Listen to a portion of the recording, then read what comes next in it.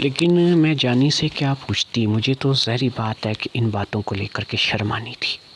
میں ایسی باتیں جانی سے تو ظاہری باتیں نہیں پوچھ سکتی تھی، بس سوچ کر رہ گئی اور پھر میں جانی سے پوچھنے کی کوئی ہمت بھی نہیں تھی۔ کچھ دن بعد ملاقات کا وقت ہوا اور پھر ہم دونوں جو ہے وہ کاشی کی ملاقات کے لیے چلے گئے۔ کاشی سے جب ہم نے ملاقات کی تو کاشی نے ہمیں ایک ایسی خبر سنائی جو ہمارے لیے کسی طوفان سے کم نہیں تھی۔ یہ آندھی اور طوفان کی طرح ہی خبر تھی جو کہ کاشی نے مجھے سنائی، اور پھر اس خبر کو سن کر کے میں تو وہیں پر جب ملاقات کرنے گئی تھی وہیں پر میں نے رونا شروع کر دیا، اور وہ خبر ہی کچھ ایسی تھی جو کہ میرے سر پر بم بن کے گری تھی۔ چودھری کا بیٹا کومے میں جا کر کے ہلاک ہو گیا تھا اور وہ بچ نہیں پایا تھا۔ اب اس لیے یہ مقدمہ جو ہے وہ گہرا چلا گیا تھا۔ چودھری نے تگڑا وکیل کیا تھا اور اس کا کہنا تھا کہ وہ اپنے بیٹے کے قاتل کو زیادہ سخت سے سخت سزا ہو سکتا ہے کہ سزائے موت دلوائے گا۔ لہٰذا اب اس نے میرے بھائی نے مجھے یہ بول دیا تھا کہ تم لوگ اگر مجھ سے ملاقات کے لیے آتے ہو تو پتہ نہیں میرا کیا فیصلہ ہوگا، ہو سکتا ہے کہ اور مزید چند پیشیوں کے اندر مجھے سزا بھی سنا دی جائے، کیونکہ میری طرف سے کوئی قابل وکیل نہیں ہے۔ یہاں پر جانی نے کہا کہ تم فکر مت کرو کاشی، میں ایک وکیل کو جانتا ہوں، وہ ایسے کرائم کے جو کیس ہیں ان کو لڑتا ہے اور اس میں وہ کافی تجربہ کار بھی ہے، اور ہم لوگوں کے لیے یعنی کہ جو زیادہ فیس نہیں بھر سکتے وہ کافی رعایت بھی کرتا ہے، تو میں تمہارے لیے جو ہے اس وکیل کو کروں گا، اس وکیل سے بات کروں گا، کوشش کروں گا کہ تمہیں کم سے کم سزا ہو۔ کاشی نے کہا ٹھیک ہے، تم کوشش کر کے دیکھ لینا اور جو ہے وہ اس بات کو جو ہے وہ اب ختم کرو، کوشش کرو کہ ٹھیک ہے اگر تم لوگ کوئی وکیل کر سکتے ہو میری سزا کم ہو سکتی ہے تو ٹھیک ہے، نہیں ہے تو پھر ظاہری بات ہے کہ میرے لیے میرے نصیب میں اب یا تو عمر قید کی سزا ہے یا پھر سزائے موت ہے، اب ان دونوں کے علاوہ میرے لیے اور کوئی راستہ نہیں ہے۔ میں اپنے رونے پر اس دوران قابو پا چکی تھی، مجھے کافی تسلیاں جانی نے بھی دی تھی اور کاشی بھائی نے بھی مجھے تسلیاں دی تھیں۔ اب ہم لوگ وہاں سے چلنے لگے کیونکہ اس چیز کا اعلان ہو گیا تھا کہ ملاقات کا ٹائم جو ہے وہ ختم ہونے والا ہے، تو میں اور جانی بھائی وہاں سے واپس چلنے لگے تو مجھے کاشی بھائی نے اپنے پاس بلایا اور پھر انہوں نے جانی کو پیچھے رکنے کے لیے کہا اور مجھے کہا کہ مجھے اپنی بہن سے اکیلے میں کچھ بات کرنی ہے۔ میں جو ہے جب کاشی بھائی کی بات سننے کے لیے کاشی بھائی کے پاس گئی تو کاشی بھائی نے آہستہ سے میرے کان میں کہا، دیکھو میں جانی کو بہت پرانا جانتا ہوں اور میں جانتا ہوں کہ وہ میرا اچھا دوست ہے، لیکن اس میں کچھ خرابیاں بھی ہیں، تم میری بہن ہو، میں تم سے صرف ایک بات پوچھوں گا، تم اس کے ساتھ اس کے گھر میں اس کے مکان میں رہ رہی ہو، اس نے کچھ تمہارا غلط استعمال یا تم سے کچھ فائدہ اٹھانے کی کوشش تو نہیں کی؟ بھائی کی بات سن کر میں تھوڑی دیر کے لیے پریشان ہو گئی اور سوچ میں پڑ گئی کہ بھائی کو کیا بتاؤں۔ اتنی لمبی تفصیل تھی جو کہ میں بھائی سے بات نہیں کر سکتی تھی، اور 2 لفظوں میں تو میں بھائی کو یہی بتا سکتی تھی کہ میرے ساتھ ایسا کچھ بھی نہیں ہوا، میں ٹھیک ہوں۔ لہٰذا میں نے کاشی بھائی کو بکا کہ نہیں میرے ساتھ تو ایسا کچھ بھی نہیں ہوا، میں ٹھیک ہوں۔ کاشی یہ بات سن کر سوچ میں پڑ گیا اور پھر اس نے مجھے کہا کہ ٹھیک ہے تم جاؤ۔ میں واپس آ گئی اور جانی نے مجھ سے بالکل نہیں پوچھا کہ تمہیں بھائی نے کیوں بلایا تھا یا بھائی نے تم سے اکیلے میں کیا بات کی۔ ہاں ایک بات مجھے بھائی نے کی تھی، اور وہ بھائی نے مجھے یہ بات کی تھی کہ تم وقت نکال کر کے اگلی ملاقات کے لیے اکیلے آنا۔ مجھے جیل کا راستہ بھی پتہ چل چکا تھا اور یہاں سے آنے جانے کا اور ملاقات کا سارا طریقہ بھی پتہ چل چکا تھا، اس لیے میں نے بھائی کی بات کو مان لیا اور ان سے اس بات کا وعدہ کیا کہ ٹھیک ہے اگلی ملاقات کے لیے میں آپ سے ملنے کے لیے اکیلی آؤں گی۔ میں جانی بھائی کے ساتھ گھر واپس آ گئی اور پھر وہی روٹین شروع ہو گئی جو کہ ہماری پہلے سے تھی۔ ایک چیز کا میں نے یہاں پر اب نوٹس کی کہ اب وہ جو درد تکلیف یا میری جسم ٹوٹا یا مجھے ایسے جیسے کسی نے مارا ہو یا پھر مجھے لتاڑا ہو، ایسی جو باتیں تھیں، اب کبھی کبھار کسی رات میں مجھے ایسا ہوتا تھا فیل، جب میں سو کر کے اٹھتی تھی تو مجھے ایسا ہوتا تھا، اب زیادہ تر یہ بات کم ہو چکی تھی، یعنی ہفتے میں 2 بار ہوتا تھا، 3 بار ہوتا تھا، یعنی بہت کم ہو چکا تھا۔ اس لیے میں یہ سمجھ رہی تھی کہ شاید جو میں نے دوائیاں وغیرہ طاقت کی کھائی ہیں، جو میں نے ڈاکٹرز وغیرہ کے پاس گئی ہوں، میں نے وہاں سے کچھ سیرپ وغیرہ کچھ چیزیں لائی ہیں، تو اس سے میری صحت میں جو ہے وہ کافی حد تک بہتری آئی ہے۔ اس بات کو میں نے جانی بھائی کے ساتھ بھی شیئر کیا، تو جانی بھائی نے کہا کہ شاید ہو سکتا ہے کہ تم نے کچھ اب جو ہے تمہیں یہاں کا ماحول جو ہے وہ راس آ چکا ہو، شہر کا ماحول جو ہے اس کی آب و ہوا کی تم عادی ہو چکی ہو، اور تمہیں جو تکلیف تھی جو بھی ہوئی تھی وہ اب ان دوائیوں کی وجہ سے کافی کور ہو چکی ہو۔ اوپر سے پھل فروٹ وغیرہ بھی تو تم نے کافی کھایا ہے، تو اس لیے ہو سکتا ہے کہ وہاں سے تمہیں کچھ زیادہ جو ہے وہ بہتری محسوس ہوئی ہو۔ تو ان باتوں کو لے کر کے واقعی میں سنجیدہ تھی کہ یہ بات جو ہے وہ واقعی ٹھیک ہے، ایسا ہو سکتا ہے۔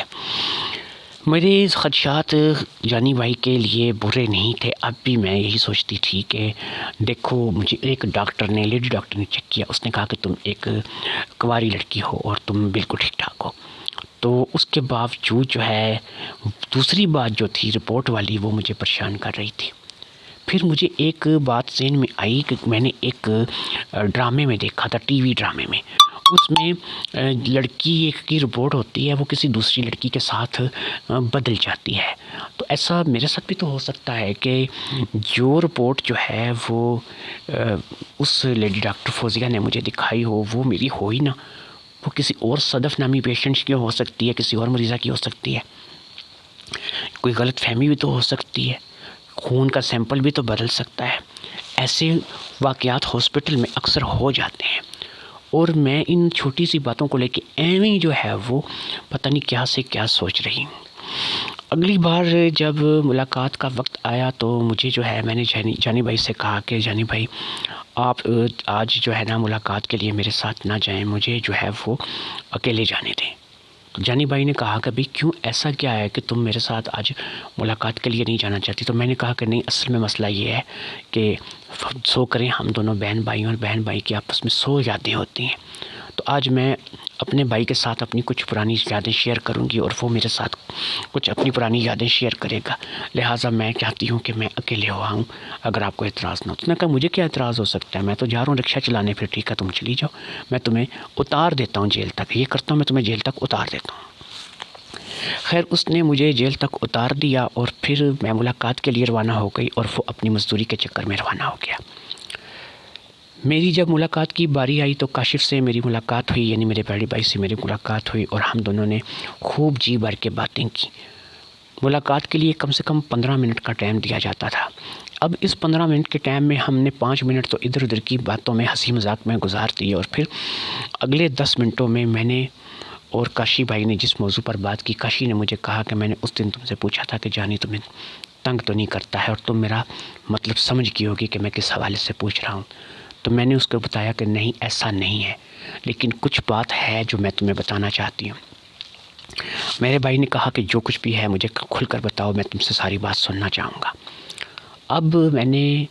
جانی کے بارے میں کیا بتانا تھا، میں نے اسے اپنی کیفیت کے بارے میں، کہ میں جب سو کر کے اٹھتی تھی میرا جسم ٹوٹا ہوتا تھا، مجھے ایسا لگتا تھا مجھے کسی نے مارا ہے، پیٹا ہے، لتاڑا ہے۔ پھر میں ڈاکٹر کے پاس گئی، میں نے رپورٹ کرائی، اور پھر سب کچھ جو کچھ بھی اب تک ہوا تھا میں نے سب کچھ جو ہے وہ کاشی کو بتا دیا۔ ساری بات سننے کے بعد کاشی نے کہا کہ اچھا یہ بتاؤ تم کیا کہتی ہو؟ تو میں نے کہا مجھے تو کچھ سمجھ میں نہیں آ رہی، تمہارے سامنے یہ ساری صورتحال، میں جانی پہ الزام کیسے لگاؤں؟ وہ میرے ہر طرف سے دھیان رکھتا ہے، بالکل میرے ساتھ جو ہے وہ اچھی طریقے سے رہتا ہے، میرے کھانے پینے کا ہر چیز کا دھیان رکھتا ہے، میرا دوائی دارو کرتا ہے۔ اگر اس کے من میں چور ہو تو وہ مجھے کسی لیڈی ڈاکٹر کے پاس لے کر ہی نہ جاتا، وہ مجھے کسی ہاسپٹل میں چیکنگ کے لیے لے کر ہی نہ جاتا، وہ میری خون کی، بلڈ کی، پیشاب وغیرہ کی رپورٹیں کرواتا ہی نہیں۔ کاشی کہنے لگا تم ٹھیک کہتی ہو، لیکن میں کچھ اور سوچ رہا ہوں، کیونکہ اب مجھے ایسا لگ رہا ہے کہ شاید جو صورتحال ہے، جس حساب میں وہ کیس جو ہے وہ چودھریوں کا مضبوط ہے، تو شاید ہو سکتا ہے کہ سیدھی سیدھی بات ہے کہ مجھے اس سزا سے نہیں بچایا جا سکتا۔ وہ وکیل جو وہ کہہ رہا تھا پتہ نہیں وہ بھی مجھے بچا سکے گا یا نہیں، یا وہ پھر مجھے سزا کم کروا سکے گا یا نہیں۔ تو اس لیے مجھے تو اب ایسا لگ رہا ہے کہ شاید میں اب جیل سے کبھی باہر نہیں آ سکوں گا۔ اس لیے میں نے کچھ سوچا ہے، تم اگلی بار جب ملاقات کے لیے آؤ گی، تم اور جانی دونوں اکٹھے آؤ گے، اور میں جو ہے وہ تمہیں وہ بات بتاؤں گا جو میں نے سوچی ہے۔ میں ملاقات کر کے باہر نکل آئی، آخری باتوں نے مجھے پھر افسردہ کر دیا تھا، میں پریشان ہو گئی تھی، لیکن میرے بھائی نے مجھے پھر تسلی دی تھی کہ جو کچھ نصیب میں لکھا ہوتا ہے وہ تو ہونا ہی ہوتا ہے، اس لیے تم پریشان نہ ہو اور تم جو ہے وہ یہاں سے چلی جاؤ۔ میں گھر آ گئی اور گھر آ کر کے میں نے جو ہے ایک دفعہ سے پھر گھر کی اچھی طریقے سے صفائی کی، اور صفائی کے دوران میں کوئی ایسی چیز ڈھونڈ رہی تھی کہ جس میں مجھے پتہ چل جائے کہ شاید ایسی کوئی نشہ آور دوائی جو ہے وہ اس گھر میں ہوتی ہے۔ میں نے چار پائیوں کے نیچے،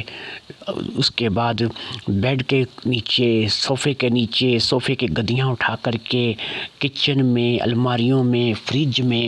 ہر جگہ پر کوئی ایسی چیز ڈھونڈنے کی کوشش کی کہ شاید جس سے مجھے پتہ چلے کہ کوئی ایسی چیز ہے کہ جو مجھے سنگھائی جاتی ہے اور میں بے ہوش ہو جاتی ہوں۔ میری ساری چھان پھٹک کا کوئی نتیجہ نہیں نکلا اور ایسی کوئی چیز نہ ملی،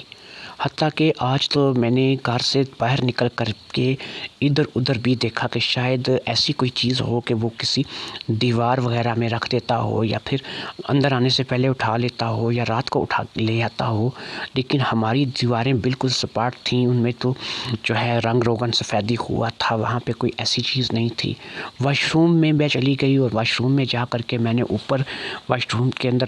جو پنکھا لگا ہوا تھا وہاں پر اوپر سب کچھ، مطلب میں آج اپنی پوری تسلی کر رہی تھی کہ یہ میرا وہم ہی ہے یا پھر اس میں کچھ حقیقت بھی ہے، لیکن سب کچھ دیکھنے کے باوجود جب میں تھک ہار کر بیٹھی تو مجھے سمجھ آئی کہ کچھ بھی نہیں ہے ایسا، یہ صرف میرا وہم ہے جس کو لے کر کے میں پریشان ہوں، اور اب اپنے وہم کے چلتے جو ہے میں ذہنی مریضہ بنتی جا رہی ہوں، اور مجھے کچھ زیادہ ہی جو ہے وہ جانی بھائی کے بارے میں جاسوسیاں کرنے کا شوق ہو گیا ہے۔ لہٰذا میں نے اپنے آپ کو ایک دفعہ پھر کوسا اور کہا کہ صدف تو غلط کر رہی ہے اور تم نے جو ہے وہ بالکل غلط کیا ہے۔ میں نے ایک دفعہ یہاں پر میں نے ایک فیصلہ اور کر لیا بیٹھے بیٹھے کہ مجھے ایک دفعہ گاؤں جا کر چودھری سے ملنا چاہیے اور اپنے بھائی کے لیے کچھ رو دو کے سفارش کرنی چاہیے۔ مجھے امید تو نہیں تھی، لیکن شاید چودھری کا غصہ جو ہے وہ ٹھنڈا ہو گیا ہو، اس کا بیٹا مر گیا تھا، اس کے بیٹے کے مرنے کا افسوس بھی کرنا تھا، اپنی سہیلیوں سے بھی ملنا تھا اور گاؤں بھی جانا تھا۔ لہٰذا میں نے اگلے ہی دن جانی بھائی سے یہ بات کی تو جانی نے کہا کہ ٹھیک ہے، تم جب بھی جانا چاہو گی تیار ہو جانا، میں تمہیں گاؤں لے جاؤں گا۔ میں جانی کے ساتھ گاؤں آ گئی اور پھر میں چودھری کے ڈیرے پر گئی اور چودھری کے بیٹے کا افسوس کیا، لیکن وہاں پر تو رسی جل گئی تھی لیکن بل نہیں گیا تھا۔ وہی سچویشن کا مجھے سامنا کرنا پڑا کہ چودھری جو ہے وہ مجھے دیکھنے تک کا روادار نہیں تھا، اور اس نے مجھے یہی کہا کہ تم جتنی جلدی ہو سکے میری نظروں کے سامنے سے دور ہو جاؤ، تمہاری وجہ سے میں نے اپنا جوان بیٹا کھو دیا ہے۔ اگرچہ وہ بھی اپنے بیٹے کے کرتوت سے واقف تھا، لیکن ظاہری بات ہے کہ وہ بہرحال جیسا بھی تھا اس کے لیے اس کا بیٹا تھا۔ لہٰذا چودھری نے مجھے ایک دفعہ پھر گاؤں سے چلے جانے کے لیے کہا۔ میں اپنی سہیلیوں سے ملی اور سہیلیوں سے ملنے کے بعد میں پھر وہاں سے واپس جو ہے روانہ ہو گئی۔ شہر میں گھر واپس آ کر کے مجھے اب ایک ہی چیز لگی کہ شاید میرا اب گاؤں میں واپس جانا جو ہے وہ بالکل ہے ہی نہیں ہے، گاؤں سے میرا رشتہ ناتا جو ہے وہ بالکل اب ختم ہو چکا ہے۔ اب یہی ہے کہ کبھی کبھار گاؤں چلی جایا کروں گی، اور جو لوگ میرے ساتھ گاؤں میں رہتے تھے ان سے مل کر کے واپس آ جایا کروں گی، اور اس کے علاوہ میرا گاؤں میں اب کچھ بھی باقی نہیں تھا۔ میں اپنے گھر بھی گئی تھی، میں نے تالا کھول کر کے اپنے گھر کے اندر کچھ چیزیں بھی دیکھی تھیں، اور کچھ اور ضرورت کا سامان جو کہ میرے لیے مخصوص تھا، یعنی کہ کچھ ایسی چیزیں کہ جو میں نے اپنے لیے بچپن کی کچھ یادیں تھیں میری کاشف کے ساتھ، تو وہ میں نے وہاں سے لی تھیں اور اس کو ان تھیلے میں ڈال کر کے میں لے کر کے یہاں آ گئی تھی۔ میرا اب واقعی اپنے گاؤں میں من نہیں لگ رہا تھا۔ میں گاؤں چلی تو گئی تھی، لیکن گاؤں سے واپسی پر مجھے یہی اپنا گھر لگ رہا تھا جس گھر میں آ گئی تھی۔ مجھے اب جانی کا گھر ہی اپنا گھر لگنے لگا تھا، گاؤں والا گھر جو ہے وہ مجھے ویرانہ لگ رہا تھا۔ گاؤں کے لوگ بھی وہی ان کی پرانی ہی کیفیت تھی، کچھ لوگ تو بہت اچھے طریقے سے ملے اور کچھ لوگوں نے ناک منہ چڑھایا، اور اسی طریقے سے میں جو ہے سمجھ لیجئے کہ ایک ناکام سفر کے بعد اپنے گھر واپس آ گئی تھی۔ مجھے یہی اپنا گھر لگ رہا تھا، اور مجھے یہی ایسا ہی لگ رہا تھا کہ میں اب شاید ساری زندگی یہیں رہوں گی۔ عمر قید کی یا پھانسی کی سزا اگر میرے بھائی کو بول گئی تو اس کے بعد جو ہے وہ میرا یہی ٹھکانہ ہے اور یہی گھر ہے۔ اب جانی کا گھر ہی مجھے اپنا گھر نظر آ رہا تھا، لیکن میں اب اس بات کو بھی لے کر کے پریشان تھی کہ جانی کب تک میرا بھائی بن کر کے میرے ساتھ رہے گا. وہ جو بھی تھا تو ایک منہ بولا بھائی. کبھی بھی وہ مجھے جواب دے سکتا ہے, کبھی بھی اپنے گھر سے نکال سکتا ہے, کہیں جانے کے لیے کہہ سکتا ہے. ابھی تک تو اس کا رویہ میرے ساتھ بہتر تھا اور اس نے میرے ساتھ کچھ ایسا سلوک نہیں کیا تھا. اور میں تھی کہ میں اپنے آپ پر اب افسوس کر رہی تھی کہ میں کن وہموں میں, کن چیزوں میں پڑ گئی تھی. میری ذرا سی طبیعت خراب ہوئی, میرے بدن میں درد ہوا, مجھے کچھ جو ہے وہ فیل ہوا, تو میں ڈاکٹروں کے پاس پہنچ گئی. میں نے ٹیسٹ کروانے شروع کر دی اور میں نے یہ پتہ کرنا شروع کر دیا کہ میں جو ہے وہ میرے ساتھ کوئی زیادتی تو نہیں ہو رہی ہے, میرے ساتھ کچھ ہو تو نہیں رہا ہے. یہ سب کچھ میں اب یقین کریں واپسی پہ سفر جب کر کے میں گاؤں سے اپنے شہر واپس اپنے گھر آ رہی تھی, جانی کے گھر آ رہی تھی, تو میں انہی باتوں کو سوچتی چلی آ رہی تھی کہ میں نے کتنا زیادہ برا سوچا اور میں نے کتنا زیادہ برا کیا. لیکن اس کے باوجود بھی جانی جو ہے اس نے کبھی میرے ساتھ کوئی بدتمیزی نہیں کی تھی, میرے ساتھ اونچی آواز میں بات نہیں کی تھی, مجھے ڈانٹا نہیں تھا, مارا نہیں تھا. مجھے اپنے گھر میں پناہ دی ہوئی تھی, میرے کھانے پینے کا خیال رکھتا تھا, میری دن رات کی روٹین کا خیال رکھتا تھا, مجھے ٹائم سے سونے دیتا تھا, مجھ پہ کوئی ظلم نہیں کرتا تھا, میرے لیے کما کر لاتا تھا. تو ان سب باتوں کو کرنے کے بعد میں آج اپنے آپ پر شرمندہ تھی, کیونکہ ایک امید تھی جو کہ میں گاؤں کو لے کر کے اب بھی لگائی ہوئی بیٹھی تھی, لیکن اب آج وہ امید بھی ٹوٹ گئی تھی. مجھے اب صاف پتہ لگ گیا تھا کہ گاؤں اب میرا گاؤں نہیں رہا, مجھے شاید اب یہاں پر نہیں آنا, مجھے اپنی باقی کی زندگی اب جانی کے گھر پہ ہی گزارنی ہے. لیکن میں یہی سوچ رہی تھی کہ کس طریقے سے کبھی نہ کبھی تو کوئی ہمارے رہنے پر اعتراض کر سکتا ہے, کبھی نہ کبھی ہمارے لیے کچھ بات بن سکتی ہے. لیکن بہرحال اب تک تو جانی نے میرے ساتھ کوئی ایسی بات نہیں کی تھی اور میں نے بھی جانی کے ساتھ کوئی ایسی بات نہیں کی تھی. یہاں پر میں آپ کو اپنے من کی ایک بات بتانا چاہ رہی ہوں, اور شاید وہ بات جو ہے وہ آپ سن کر کے حیران ہو جائیں گے. وہ جس طریقے سے میرے لیے کر رہا تھا, مجھے کما کر کے لا کے دے رہا تھا, مجھے کھلا رہا تھا, پلا رہا تھا, میرے لیے ہر قسم کی جو محنت مشقت مزدوری کر رہا تھا, مجھے اس سے پیار ہونے لگا تھا. لیکن کیونکہ میں اسے جانی بھائی کہتی تھی اور اپنا منہ بولا بھائی بنا رکھا تھا, میرے بھائی کا وہ دوست تھا, تو میں اس کے ساتھ اس بات کا اظہار نہیں کر سکتی تھی. میں واقعی میں اس سے محبت کرنے لگی تھی, اور میری یہ محبت جو تھی یک طرفہ تھی, کیونکہ جانی نے کبھی اپنے ہاؤ بھاؤ سے مجھے ایسا محسوس نہیں ہونے دیا تھا کہ وہ بھی مجھ سے محبت کرتا ہے. لیکن ہو سکتا ہے کہ اس کے دل میں بھی ایسی بات ہو, لیکن وہ دوست کی بہن یا پھر اپنی منہ بولی بہن کر کے چپ ہو رہا ہو. لیکن اب یہ باتیں جو ہیں وہ میں فیل کر رہی تھی, اپنے من میں یہ بات محسوس کر رہی تھی کہ مجھے واقعی میں اس سے محبت ہوتی جا رہی ہے. کیونکہ اتنا آج کے زمانے میں کون کس کے لیے کرتا ہے. ہم لوگ گھر واپس آ گئے اور پھر کچھ ہی دنوں بعد ایک اور ملاقات کا وقت آ گیا, اور ہم کاشی بھائی سے ملاقات کرنے کے لیے جیل چلے گئے. اس بار میں اور جانی دونوں اکٹھے تھے, اور پھر ہم نے ایک بھرپور ملاقات کاشی سے کی. اس ملاقات میں ایک بہت ہی بڑی اہم بات سامنے آئی. کاشی کیونکہ میرا بڑا بھائی تھا اور اس سے اس بات کی فکر تھی کہ میں اپنی زندگی اگر اس سے کچھ ہو گیا تو کیسے گزاروں گی. لہٰذا اس بات کو لے کر کے اس نے مجھے اور جانی کو ایک بات سمجھائی. اس نے مجھے اور جانی کو کہا کہ دیکھو بھی بات یہ ہے کہ جانی تم میرے دوست ہو, اور تم صدف کے منہ بولے بھائی بھی بنے ہوئے ہو, لیکن منہ بولا رشتہ تمہیں پتہ ہے کہ کوئی رشتہ نہیں ہوتا. میں چاہتا ہوں, پتہ نہیں میں یہاں سے کب رہا ہوں گا بھی یا نہیں ہوگا, اور پتہ نہیں میری اگلی منزل کیا ہے. میرے لیے تو جو مصیبت بننی تھی وہ بن چکی ہے. مجھے تو ایسا لگتا ہے کہ جیسے میرا مقدمہ ہے میں شاید باہر ہی نہیں آ سکوں گا, لیکن یہ بھی ہو سکتا ہے کہ میں آ جاؤں, جلدی آ جاؤں, یا یہ بھی ہو سکتا ہے کہ کبھی نہ آؤں. تو اس تمام بات کو لے کر کے میں نے ایک بات سوچی ہے, اور وہ بات میں نے یہ سوچی ہے کہ تم اور صدف آپس میں شادی کر لو. جی ہاں, تم دونوں شادی کر لو. کیوں؟ صدف کی شادی کسی نہ کسی جگہ کرنی تو تھی. اب میں یہاں پر نہیں ہوں, اور تم اگر اس کی شادی کسی جگہ کر دیتے ہو, کسی اور جگہ, تم اس کے بھائی ہونے کا فرض ادا کرتے ہو بالفرض, تو کیا پتہ اس سے جو گھر ملے گا وہ اچھا ہوگا یا نہیں ہوگا, وہ لوگ اچھے ہوں گے یا نہیں ہوں گے, وہ لڑکا اچھا ہوگا یا نہیں ہوگا. لیکن یہاں پر یہ ہے کہ جیسے یہ بتا رہی ہے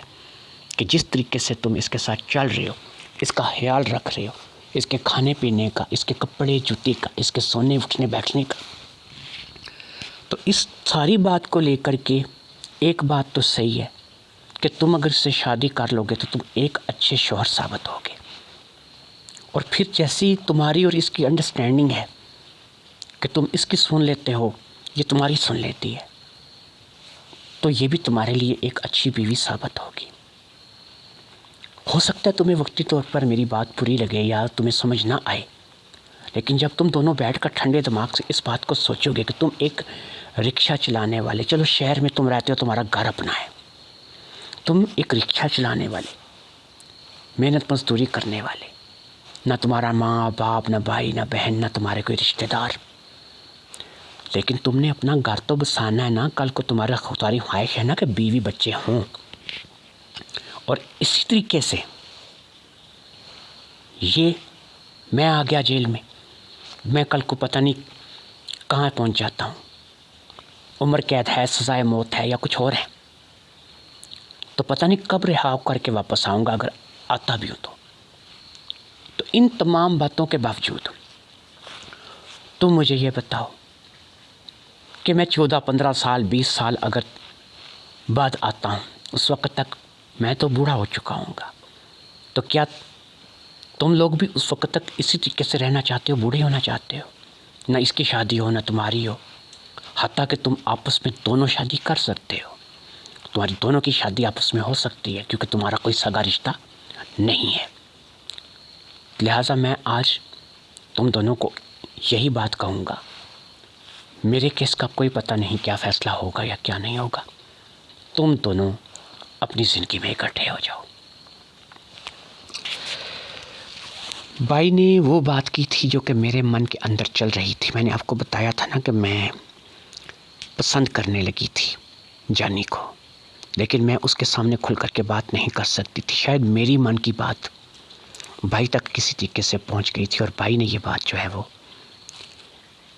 جانی کے سامنے کر دی تھی۔ کاشی بھائی کی بات سن کر کے جانی کسی گہری سوچ میں چلا گیا۔ پھر اس نے کاشی کو کہا، دیکھو کاشی، بات یہ ہے،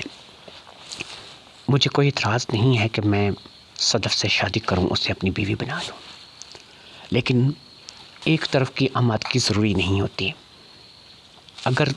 تم چاہتے ہو کہ میں صدف سے شادی کروں، اس کے لیے صدف کی اپنی آمادگی بھی ضروری ہے۔ تم صدف کے اوپر یہ فیصلہ مسلط کر دو کہ وہ مجھ سے شادی کر لے، اور صدف مجھ سے شادی کرنے کے لیے تیار نہ ہو، کیونکہ تم ایک چیز شاید بھول رہے ہو، صدف کی عمر ابھی صرف 21-22 سال ہے، جبکہ میں 30-32 سال کا جوان ہوں۔ اب میرے اور اس کی عمر میں 10 سال کا فرق ہے،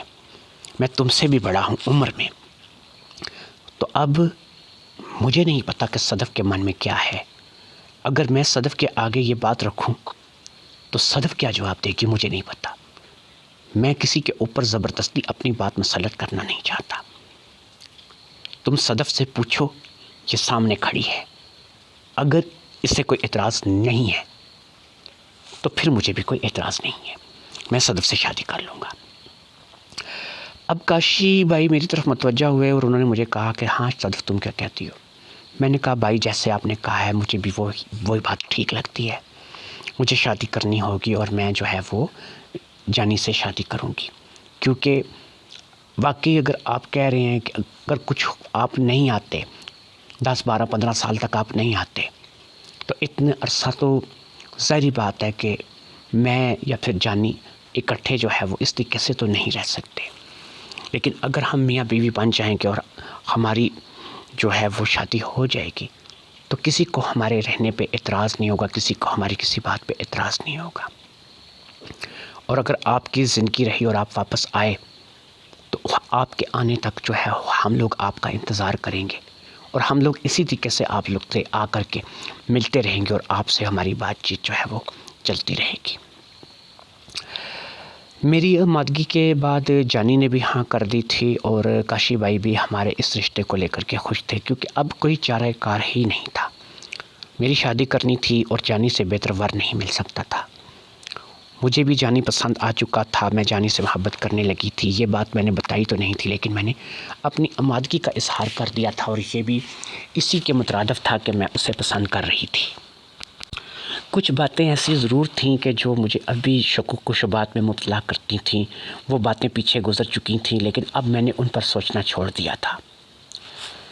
لیڈی ڈاکٹر کی بس ایک ہی بات پہ میں نے توجہ کی تھی اور دوسری پہ نہیں کی تھی۔ رپورٹ میری کیا آئی تھی یہ میں اب نہیں جاننا چاہتی تھی۔ لیڈی ڈاکٹر نے کہا تھا میں کنواری ہوں، ٹھیک ہوں۔ مجھے اب بس اسی بات میں دلچسپی تھی کہ میں کنواری ہوں، ٹھیک ہوں۔ ہم لوگ وہاں سے ملاقات کر کے واپس آ گئے۔ اب جانی نے کچھ پیسے اکٹھے کرنے شروع کر دیے تاکہ وہ جلد از جلد جو ہے وہ مجھ سے شادی کر سکے۔ چند لوگوں کو تو ظاہری بات ہے کہ جو محلے کے تھے اور جن کے ساتھ جانی کا اٹھنا بیٹھنا تھا، ان کو وہاں پہ بلانا تھا اور ان سے بات چیت جو ہے وہ کرنی تھی۔ لہٰذا کہ محلے کے چند لوگوں کو جو ہے وہ اس بات کی اطلاع دی گئی کہ مجھے جو ہے وہ جانی کے ساتھ اور جانی کو میرے ساتھ شادی کرنی ہے۔ زیادہ بڑا فنکشن تو نہیں ہوا، بس ہماری آرام سے سکون سے شادی ہو گئی۔ نکاح جو ہے وہ رضامندی سے ہو گیا۔ میرے بھائی نے رضامندی اپنی بھیج دی تھی اور اس نے ہم دونوں کے لیے جو ہے وہ نکاح کی حامی بھر لی تھی، اور ہم دونوں کی شادی جو ہے وہ ہو گئی۔ ہم دونوں کی شادی محلے میں ہی ہوئی تھی اور محلے کے لوگوں نے ہی مل کر کے ہمارا نکاح کرا دیا تھا، اور پھر ہم لوگ جو ہے وہ میاں بیوی کے بندھن میں بندھ گئے۔ میں دلہن بنی بیٹھی تھی اور سہاگ رات تھی۔ جانی کمرے میں آیا، اس نے میرا گھونگھٹ اٹھایا اور گھونگھٹ اٹھا کر کے اس نے مجھے بڑے پیار سے دیکھا، اور بڑے پیار سے دیکھنے کے بعد کہا اس نے، دیکھو صدف، بات یہ ہے کہ جب میں گاؤں میں بھی جاتا تھا کاشی سے ملنے کے لیے، میں اس وقت بھی تمہیں پسند کرتا تھا، لیکن میں کبھی بھی تمہیں کھل کر کے کہہ نہیں پایا کہ میں تم سے محبت کرتا ہوں، میں یہاں تمہیں پسند کرتا ہوں۔ تم یہاں پر آئی، تمہیں ایک مصیبت یہاں پر لے آئی اور تم میرے پاس یہاں پہ رہنے لگی۔ میں اس وقت بھی تمہیں پسند کرتا تھا۔ پھر مجھے نہیں پتا تھا کہ تمہارے دل میں میرے لیے کیا ہے کیا نہیں ہے، اس لیے میں اپنا کوئی فیصلہ تم پر تھوپنا نہیں چاہتا تھا، کوئی بات تم پر مسلط نہیں کرنا چاہتا تھا۔ میں اکیلے رہ رہا تھا، مجھے امید بھی نہیں تھی کہ میرا گھر بس جائے گا، میری شادی ہو جائے گی۔ جب تم میرے پاس یہاں پر آئی، تمہیں دیکھ کر میرا من خراب ہوا، میری نیت میں فتور آنے لگا، لیکن میں کیا کرتا، مجھے کچھ سمجھ میں نہیں آ رہا تھا۔ پھر کیونکہ مجھے پتا تھا کہ تم ایک کنواری لڑکی ہو، تمہاری جو شادی ہے وہ کل کو کسی جگہ مجھے بھی کرانی پڑ سکتی ہے، یا یہ بھی ہو سکتا ہے کہ اگر تم میری قسمت میں ہو تو مجھے مل جاؤ۔ اس لیے میرے ذہن میں ایک آئیڈیا آیا اور میں اس آئیڈیا پر کام کرنے لگا۔ پہلے ہی روز جب تم یہاں پہ آئی تھی، مجھے پتا تھا تم مصیبت کی ماری ہو، پریشان ہو، لیکن میں کیا کرتا، میں بھی تو اتنے سالوں سے تمہیں چاہتا تھا، تمہیں پسند کرتا تھا۔ لہٰذا میں نے ایک آئیڈیا سوچا، اور وہ آئیڈیا سوچ کر کے میں مطمئن ہو گیا۔ میں نے اپنے ایک دوست کے ذریعے سے ایک ایسی دوائی حاصل کی جس کو سونگھانے سے بندہ بے ہوش ہو جاتا ہے اور اسے 7 سے 8 گھنٹے بعد خود بخود ہوش آ جاتا ہے۔ یہ دوائی حاصل کرنے کے لیے مجھے بہت زیادہ محنت کرنی پڑی، لیکن یہ میں دوائی لے آیا۔ کب لے کر آیا؟ جس میڈیکل سٹور پر میں ڈسپرین اور پیناڈول لینے کے لیے رکا تھا، وہ میڈیکل سٹور میرے اسی دوست کا تھا۔